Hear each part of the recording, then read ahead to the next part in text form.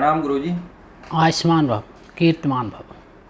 गुरुजी, हमारे जो हमने रिकॉर्ड किए थे पिछले वीडियोस, उसमें हमारा एक वीडियो था ईश्वरी कृपा किस प्रकार प्राप्त होती है या ईश्वर किस तरह से अपनी कृपा करते हैं। तो उसी संदर्भ में लोगों की क्वेरी आई है कि कर्म का मूल्यांकन किस तरह से किया जाता है। तो इस पर आप अपने विचार प्रस्तुत करें आज जी। ओम भूर्भुवः स्वः तत्सवितुर्वरेण्यं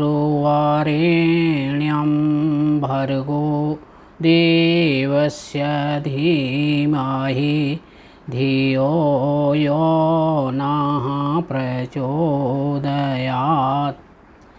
हे परमपिता परमेश्वर, आप सर्वरक्षक हो, प्राण स्वरूप हो, दुखनाशक हो, सुख स्वरूप हो, श्रेष्ठ हो, तेजस्वी हो, पापनाशक हो। ऐसे ज्येष्ठ श्रेष्ठ वरिष्ठ परमात्मा, तुम मेरे अंतःकरण में विराजित हो, मेरी बुद्धि को उत्तम गुण कर्म स्वभावों में प्रवृत्त करते रहो। कर्म का मूल्यांकन जो है, जैसे कर्म अपन करते हैं, विचार से भी करते हैं, ज्ञानेंद्रियों से भी करते हैं, कर्मेंद्रियों से करते हैं। तो जो जैसे कर्मेंद्रियों से कम कर रहे हैं तो क्रिया इतना महत्वपूर्ण नहीं है। ज्ञानेंद्रियों से कर रहे हैं तो ज्ञानेंद्रियां का महत्व ज़्यादा है कर्मेंद्रियों की अपेक्षा, और ज्ञानेंद्रियों की अपेक्षा मन का महत्व ज़्यादा है। तो क्रिया की है, क्रिया इतनी महत्वपूर्ण है, यानी क्रिया को करने वाला कर्ता जो है, कर्ता कहाँ खड़ा हुआ है, कर्ता के ज्ञान का स्तर क्या है, कर्ता के भाव का स्तर क्या है, कर्ता के क्रिया का स्तर क्या है, उस पर डिपेंड करता है। अब सबसे पहले ले अपन कर्ता के भाव का स्तर क्या है। भाव तीर्थम परम तीर्थम प्रमाणम सर्व कर्मसु अन्यथा आलिंगिते सुता अन्यथा आलिंगिते कांता। भाव ही प्रधान रहता है। कानून में भी इंटेंशन को प्रभाव माना जाता है, कानून में इंटेंशन को प्रमुख माना जाता है। क्रिया की भी महत्व रहता है, लेकिन क्रिया के तुलना में इंटेंशन को ज़्यादा महत्व है। तो अपराध में इंटेंशन जैसे रहता है, वैसे ही पाप में पुण्य में भावना प्रधान रहती है। क्रिया का भी महत्व रहता है, लेकिन क्रिया कम रहता है। तो अब भावना से किससे किया गया, वो भावना प्रधान है। अब कर्ता का स्तर और कर्ता द्वारा की गई क्रिया, क्रिया कैसी है, कर्ता के ज्ञान का लेवल कितना ऊंचा है, कर्ता के ज्ञान का लेवल कितना ऊंचा है, क्रिया कैसी की गई है। तो पहले अपन जो है कर्ता के स्तर का ही ले लें, उदाहरण ले लें एक जी। जैसे महात्मा गौतम बुद्ध एक सरोवर के पास बैठे हुए हैं, सरोवर में कमल के फूल खिले हुए हैं। तो उन्होंने कमल के फूल के पास जा कर के उसके पास से जल का आचमन किया। तो अप्सरा ने उन्हें कहा, ए बुद्ध, रुको भाई रुको, इन कमल के फूलों के प्रति तुम्हारी सेवा क्या रही है, इनका आचमन आपने किस अधिकार से किया आपने। गौतम बुद्ध चुप रह गए। तब तक एक दूसरा व्यक्ति आया, उसने कमल के फूल तोड़ लेगा और उस अप्सरा ने उससे कुछ नहीं कहा।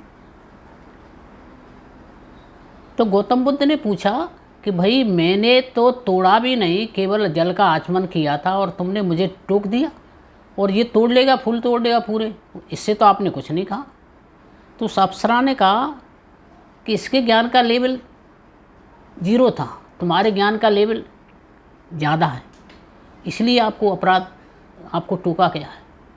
तो क्रिया करने वाले का स्तर क्या है, उसका ज्ञान का लेवल क्या है, उसका भाव क्या है, क्रिया के साथ साथ उसका ज्ञान का लेवल, क्रिया का स्तर। और आप दूसरा उदाहरण ले लिए, जैसे राजा नृग ने एक गाय दे दी किसी ब्राह्मण को, वो गाय ब्राह्मण के यहाँ से छूट के फिर राजा के यहाँ आ गई, और उसी गाय को उन्होंने, राजा ने किसी दूसरे को दे दिया। तो इसमें और ब्राह्मण दोनों ही अड़ गए। राजा ने ये कहा, भाई और गाय बहुत सी ले जाओ, एक ही गाय पे तुम दोनों क्यों अड़े हुए, उन्होंने कहा नहीं, हम दोनों, अब दोनों गायों को कैसे कर सकता है। अब तो उन्होंने श्राप दे दिया राजा को। अब देखने में ऐसा दिखता है कि राजा का अपराध क्या है, राजा का इसमें अपराध क्या भाई? भाई तुम एक जगह एक गाय की जगह 2 ले जाओ, अपराध है? ये संतों का देखना काम है, ये जनता का भी काम है कि राजा गलत चल रहा है क्या। तो राजा की क्या गलती थी? ये तो चक्रवर्ती सम्राट है, उसकी गलती नहीं। उसके खिरक में गाय आ गई और उसको यही नहीं पता है कि मेरे खिरक में कितनी गाय हैं। उसके गणक क्या कर रहे थे? गणकों को बताना चाहिए था कि एक गाय अतिरिक्त बढ़ रही है भाई, हमारे उसमें 10,000 गाय थी और 10,000 एक गाय हो गई है, तो एक गाय बढ़ रही है, एक गाय कहाँ से आ गई? उसकी राजा को खोज करना चाहिए। इतना चक्रवर्ती सम्राट, तो उसकी नेग्लिजेंसी थी। राजा का स्तर ऊंचा था, राजा का स्तर ऊंचा होने की वजह से वो पाप उसको लग गया कि तेरे पास गणक नहीं, तू चक्रवर्ती सम्राट है, तू तो किसी ने ऐसे इतनी लापरवाही पूरे राज्य को ही दे बैठेगा। तो ये उसको अपराध काहे के आधार पर लगा? ज्ञान के लेवल पे और सामर्थ्य, चक्रवर्ती सम्राट है। और भी ऐसे कई उदाहरण हैं ज्ञान लेवल पे। जैसे महाभारत में कथा आती है कि दुर्योधन और युधिष्ठिर का परीक्षण किया जा रहा था, किसको युवराज बनाया जाए। तो एक अपराध प्रस्तुत किया गया जिसमें 4 अपराधी थे, तो दुर्योधन पर उसका निर्णय कराया गया। दुर्योधन ने 4 अपराधियों को बराबर सजा दे दी, अपराध क्रिया के आधार पर। दुर्योधन ने केवल सजा काय के आधार पर दी? क्रिया के आधार पर। वही निर्णय युधिष्ठिर पर कराया गया।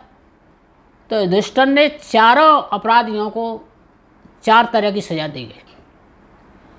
ब्राह्मण था, ब्राह्मण का लेवल ऊंचा होता है, उसका ज्ञान का स्तर ऊंचा था, उसने अगर अपराध किया है तो उसको अधिक दंड दिया जाएगा। क्षत्रिय, क्षत्रिय का रक्षा करना धर्म है, वो क्षत्रिय अपराध कर रहा है तो उसको ब्राह्मण से थोड़ी कम सजा दी गई, वैश्य को उससे भी कम सजा दी गई, और शूद्र को सजा बहुत कम दी गई। तो क्रिया के आधार पर केवल अपराध निश्चित नहीं होता है, क्रिया के अपराध पर केवल फल निश्चित नहीं होता है। क्रिया के साथ साथ विचार क्या है, कर्ता की सामर्थ्य क्या है, और कर्ता के ज्ञान का लेवल क्या है, इस पे अपराध डिपेंड करता। भौतिक उदाहरण देख लीजिए। जैसे कोई एक बहुत बड़ा पहलवान दारा सिंह है, किसी में थप्पड़ मार देता है, और एक हम मार देते हैं किसी में थप्पड़। एक उसने थप्पड़ मारी, वो आदमी मर गया, एक हमने थप्पड़ मारी, वो अपराधी मर गया। और तो अपराध उसको ज़्यादा मिलेगा दारा सिंह को। क्यों? दारा सिंह को तो ये जानना चाहिए था इस कमज़ोर आदमी में थप्पड़ मार रहा हूँ तो मर जाएगा। दारा सिंह की तो नेग्लिजेंसी, लापरवाही, जो सावधानी उसको बरतना चाहिए तो वो नहीं बरती। लेकिन मेरी इतनी लापरवाही नहीं है, मैं तो ये सोच रहा था मेरे थप्पड़ से कौन मरेगा, और मेरे थप्पड़ से आदमी मर गया। तो मेरा सामर्थ्य कम है, सामर्थ्य कम होने की वजह से मुझे जो है अपराध का दंड मिलेगा, अपराध का दंड तो मिलेगा लेकिन कम मिलेगा। दारा सिंह को ज़्यादा मिलेगा क्योंकि वो बहुत सामर्थ्यवान है। ज्ञान का लेवल देखा जाएगा अपराध में, ऐसा ही नहीं है, ऐसे कई ऐसे अपराध हैं जिनमें ज्ञान का लेवल देखा जाए और अपराध का फल मिलेगा। कैसा ही व्यक्ति हो, जैसे कितना ही किए वो सुकृत नहीं पाप नसाई। राजा अशोक चक्रवर्ती था, कलंक की चढ़ाई के बाद उसने पाप करना छोड़ दिया था, लड़ाई लड़ना छोड़ दिया था, हिंसा करना छोड़ दी थी। और राजा क्या, राजा और राजा की पत्नी, राजा के एक लड़का एक लड़की, पूरा राज्य गौतम बुद्ध के धर्म प्रचार में लग गया। लेकिन मरा तो कैसे मरा?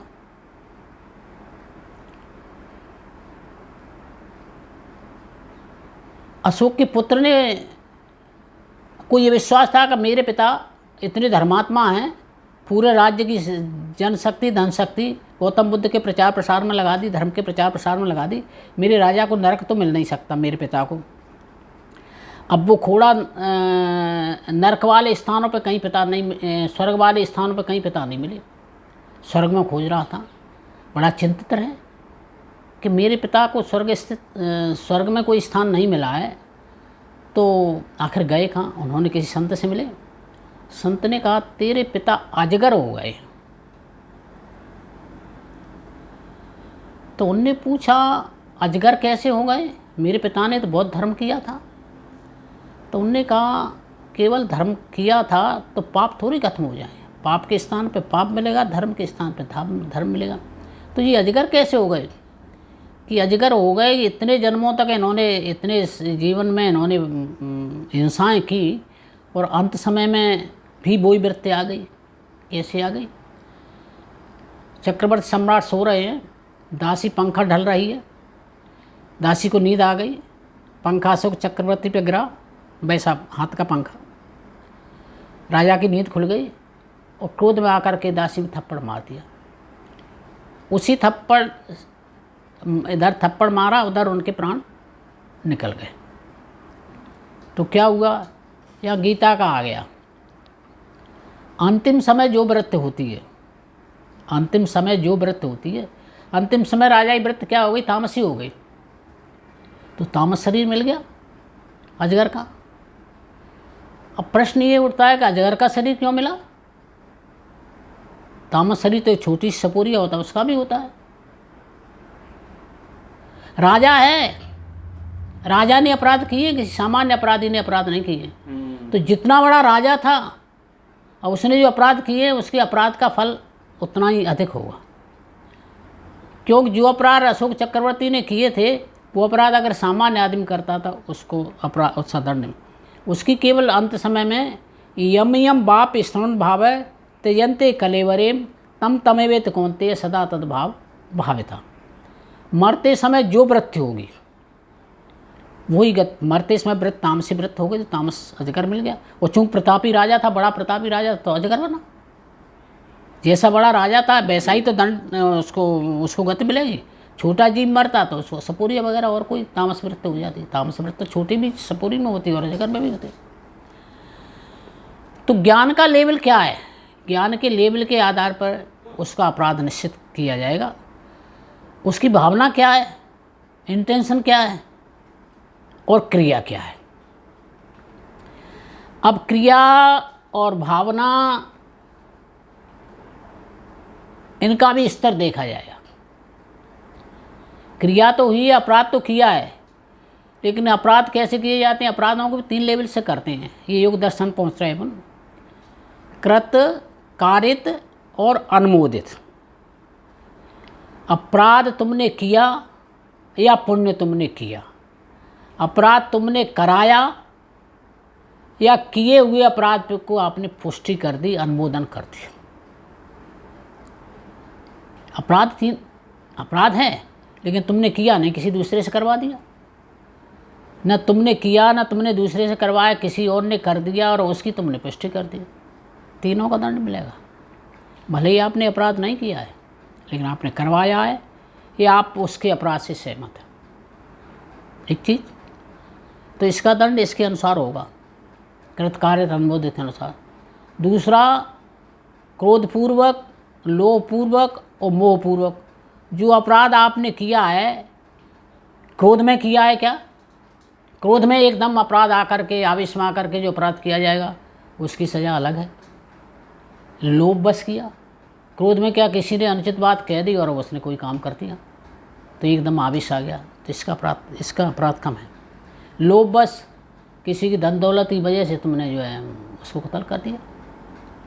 मोह बस, मोह राग से है, तो इनका अपराध इन क्रोध से किया, लोभ से किया, मोह से किया, क्रोध मोह लोभ के अनुसार अलग अलग होगा। कृतकार्य अनुमोदित किया क्या, करवाया। कृतकार्य आने लोभ मोह पूर्वकम मृदुमाद्य अधिमात्र। क्रोध मध्यम स्तर का था, छोटे स्तर का था कि मध्यम स्तर का था कि बहुत ज़्यादा स्तर का था। क्रोध आपका छोटी लेवल का था, मृदु यानी तीसरे लेवल का था तो कम सज़ा मिलेगी।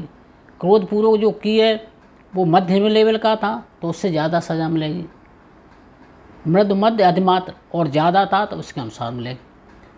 ये मतलब ये लोभ ज़्यादा लोभ की वजह से किया, या मध्यम लोभ की वजह से किया, अधिमात्रा लोभ की वजह से किया, कृतकार तन्मोत, इन सब में ये मृद मध्य और अधिमात्रा जुड़ेंगे।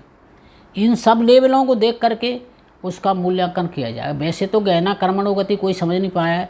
व्यास जी ने इतने बड़े तपस्वी जो भगवान के अवतार माने जाते हैं, उनने भी गीता मंत्र में ये कह दिया गहना कर्मणो गति। कर्मों की गति इतनी गहन है कि जिसको समझ में नहीं आ सकता। कर्म कभी कभी आदमी दिख रहा है, ऐसा दिख रहा है कि ये तो बहुत पापी और ये पुण्य भोग रहा है। अब आदमी तो ये कह रहा है कि भगवान की भैया उल्टी सीधी है जी, हम नहीं मानते इसको। देखो जी पाप कर रहा है तो बड़ी गहन गति है वो कि ये वो सुकृत नहीं पाप नसाही। कितने भी अच्छे कर्म कर लो पापों का नाश नहीं होगा। इसी तरह इसको अपन उल्टा कर सकते हैं। तुलसीदास जी ने तो इतना ही लिखा है कि किए वो सुकृत नहीं पाप नसाही। तो ऐसे ही किए वो कुकृत न पुण्य नसाही, किए वो कुकृत न पुण्य नसाही। अब वो भले आज कुकृत कर रहा है लेकिन उसने जो पहले पुण्य किए वो नष्ट थोड़ी हो जाएंगे। वहाँ परमात्मा के यहाँ अकाउंट ऐसा नहीं है जैसे अपने यहाँ होता है जमा नाम है बैलेंस, बैलेंस जमा में निकल रहा है या नाम में निकल रहा है। वहाँ तो बैलेंस जमा का अलग है और नामे का अलग है। तुमने जो कर दिया है उसका फल, पाप किया है पाप का फल अलग मिलेगा, पुण्य का फल अलग मिलेगा। पाप में से पुण्य नहीं घटाया जाएगा या पुण्य में से पाप नहीं घटाया जाएगा। पुण्य किया है तो पुण्य का फल मिलेगा आपको। तो जो देखने में ऐसा दिख रहा है कि वो पापी है तो ये उसका वर्तमान का वो है। पहले जो करे आया है तो जो अभी पाप कर रहा है तो पाप से पुण्य नष्ट नहीं होंगे। पाप जो कर रहा है उस पाप से पुण्य नष्ट नहीं होंगे। ऐसे ही पुण्य कर रहा है तो पुण्य से पाप नष्ट नहीं होंगे। पाप का फल अलग मिलेगा, पुण्य का फल अलग मिलेगा। इसीलिए गहना कर्मणों गति, कर्मों की गति बड़ी गहन है। अपराध एक आप करो, एक आपका छोटा बच्चा करे तो आपका अपराध बड़ा माना जाएगा। तो यहाँ हम इस चीज़ को समझ सकते हैं कि जिस व्यक्ति का ज्ञान का स्तर जितना ज़्यादा होगा या कहें जितना उसके पास पद होगा, उसकी जिम्मेदारी और उस पर उस स्तर का पाप लगने की संभावनाएं ज़्यादा है। ज़्यादा है मतलब क्रिया करने वाला कर्ता का स्तर क्या है, कर्ता का भाव क्या है, उस कर्ता की स्थिति क्या है, कर्ता की स्थिति कहाँ खड़ा है, कर्ता का भाव कैसा है, कर्ता का ज्ञान का लेवल कैसा है, कर्ता करने वाला कर्ता क्या किस स्तर का है। एक कर्म को अगर 100 व्यक्ति कर रहे हैं तो उन 100 व्यक्तियों को फल अलग अलग मिलेगा उनके स्तर के साथ, स्तर के हिसाब से एक जैसा फल नहीं देगा। फिर तो व्यवस्था फैल जाएगी। बिल्कुल। फिर तो विचार करने का और निर्णय करने का और रिकॉर्ड रखने का कोई ज़रूरत ही नहीं है। जी। और उसका जो मूल्यांकन किया जाएगा वो उनकी स्थिति के हिसाब से, स्थिति के अनुसार किया जाएगा। कोई नहीं कह सकता। अब जो है भरत जी भरद्वाज जी से मिल रहे हैं। भरद्वाज जी ने कहा सुनो भरत हम सब सुध पाई और विधि कर तब पर कछु न बसाई। जो विधि माने यहाँ विधि डजेंट मीन ए पर्सन, विधि माने यहाँ नियम विधान, काय का विधान, जो कर्मों का विधान किया है उस पर किसी का बस नहीं है। कि कहीं ने अगर राम को वनवास दे दिया तो इसमें किसी का बस नहीं चलेगा। यद्यप भगवान को जो वनवास दिया है अनर्थ का मूल है, सभी के लिए दुखदाई है। सो भाभी बस राने अयानी, रानी जो अज्ञानी रानी है उसने भवतव्य का के बस दिया है ना। पूर्व कर्म का कोई संस्कार ऐसा था जो उस संस्कार ने उसको वो दिलवाया। कर कुचाले अंतौ पछतानी। तो भवतव्यता को कोई मैट नहीं सकता, कर्म को कोई मैट नहीं सकता। वो तो उसका फल तो मिलेगा। अब देखने में तो आप चाहे भले ही स्वयं पारब्रह्म परमेश्वर सृष्टि पर अवतार लें, अगर वो भी यहाँ संसार में जैसा कर्म करेंगे तो उस कर्म के अनुसार उन्हें चलना ही पड़ेगा। वो नहीं चलेंगे तो उनके विधान को कौन मानेगा जी। तो कर्म करने वाला, क्रिया को करने वाला कर्ता का ज्ञान का स्तर क्या है, उसके पास शक्ति और सामर्थ्य क्या है। ज्ञान का स्तर भले ही ऊँचा, उस पर शक्ति और सामर्थ्य नहीं है तो ज्ञान का लेवल क्या है, उसके पास शक्ति और सामर्थ्य क्या है, उसकी जिम्मेदारियाँ हैं, कर्तव्य क्या हैं, इन सब चीज़ों पर आधारित होता है। किसी एक चीज़ को लेकर के किसी चीज़ का मूल्यांकन किया नहीं जा सकता। एक चीज़ को लेकर के किसी चीज़ का मूल्यांकन किया जाए। मूल्यांकन के लिए उसके ज्ञान का लेवल भी देखना पड़ेगा, उसकी सामर्थ्य भी देखनी पड़ेगी। और कृतकार्य अनुमोदित क्रोध लोभ मोहपूर्वक मृदमात अधिमात्रात, और मृदमात अधिमात सब में चलेगा। मतलब वो कृतकार्य अनुमोदित में चलेगा, क्रोध लोभ मोह में भी चलेगा, मृदमात्र, तो उसके आधार पे ये अपराध डिपेंड किए जाएंगे। अपराध में एक कानून में भी और पाप में भी ओमिशंस एंड कमीशंस, कानून में आता है ओमिशंस, यानी अपराध किया और अपराध आपकी असावधानी से हो गया, दोनों ही अपराध माने जाएंगे। आपने जो सावधानी आपको बरतनी चाहिए थी वो सावधानी आपने नहीं बरती, आपसे अपराध हो गया, तो उसका वो भी सजा ही है, बल्कि वो ज़्यादा सजा है, वो ज़्यादा सजा है जो असावधानी से हो गया। जो जानबूझ के अपराध किया उस अपराध की तो एक सीमा है, लेकिन आपकी असावधानी से जो अपराध हुआ उसकी कोई सीमा नहीं है। उदाहरण के सुकरात को पत्थर मारने की सज़ा दी गई थी, राजाज्ञा थी, सभी लोग पत्थर मार रहे थे, सुकरात हंस रहा था। प्लेटो यहाँ से होकर के निकला, प्लेटो ने क्या किया, अपनी जेब से फूल निकाल करके और ज़मीन से उठाने का उपक्रम करके वो फूल सुकरात को मार दिया। सुकरात दर्द के मारे चिल्लाने लगा, सुकरात दर्द के मारे चिल्लाने लगा। तो फिर प्लेटो छुपते छुपाते सुकरात के पास पहुंचा, गुरु ये बताओ, लोग वाग पत्थर मार रहे थे, आप हंस रहे थे, मैंने फूल मारे, कि लोग वाग तो अज्ञान थे। तो वो अज्ञान में जो अपराध कर रहे हैं, मेरे पत्थर मार रहे हैं, उनको इतनी बड़ी सज़ा नहीं लगती। तेरे को तो, तू तो जानकार है ना, तू जानकार होकर के तेने फूल मारा तो तेरी मनसा तो मारने की हुई है, कि तुझे भय लग गया कि मैं फूल नहीं मारूंगा तो राजाज्ञा का उल्लंघन होगा, तो राजा मुझे की विषय, तुझे राजाज्ञा का उल्लंघन की तुझे परवाह नहीं करना चाहिए था, तुझे सत्य के मार्ग पर चलना चाहिए था, तू तो बहुत जानकार है नहीं, और तू भी सत्य के मार्ग पर चलने लगा। जैसे और लोग पत्थर मार रहे थे तू फूल मार रहा है, तो सज़ा स्तर के अनुसार होती है।